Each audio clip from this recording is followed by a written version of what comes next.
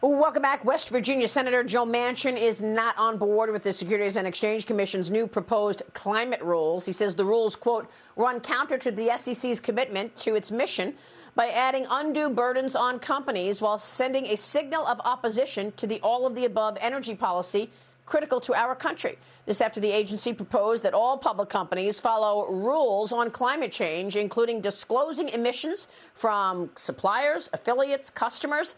Joining me right now is West Virginia Attorney General Patrick Morrisey. And AG Morrisey, you're not happy about these new rules either.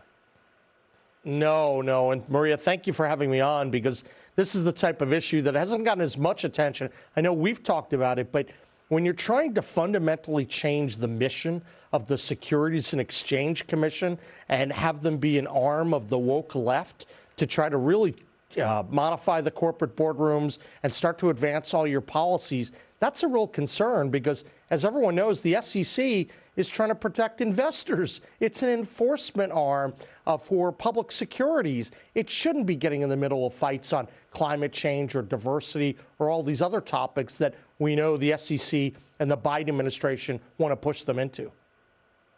Yeah, I mean, this climate change agenda is moving full force ahead, AJ, and I know that the SEC story was in the works from the beginning of Biden's presidency. Right. You filed a lawsuit against several drug makers for contributing to the opioid crisis in your state. The trial started Monday, and could last up to 2 months. Tell us what the latest is there, because we've been covering the border all morning, and the wide open border has fentanyl coming in droves, killing American citizens. 100,000 overdoses related to fentanyl just in the last year.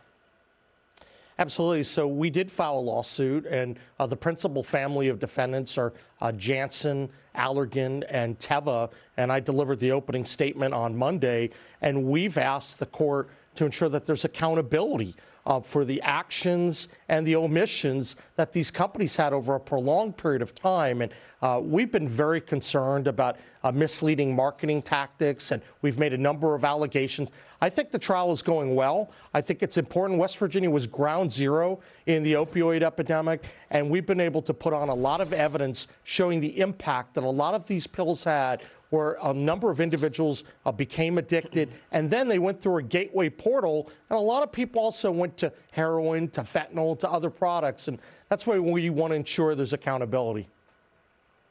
Yeah, and others just flat out died because somebody is lacing commonly used drugs with fentanyl, and that's why we have 105,000 overdose deaths. You've sued this administration for a number of reasons, 10 or 15 times, right, AJ?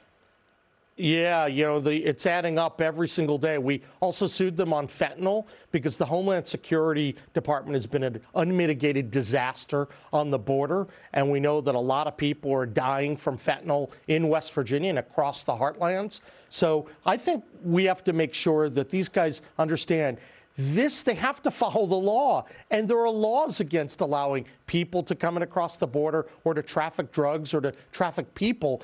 And that's why you're seeing a lot of the AGs step up and fight back. But we're going to keep going after the Biden administration when they go wrong. And we're always going to uphold the rule of law for every person, for every government, for every company. That's the role of the Attorney General.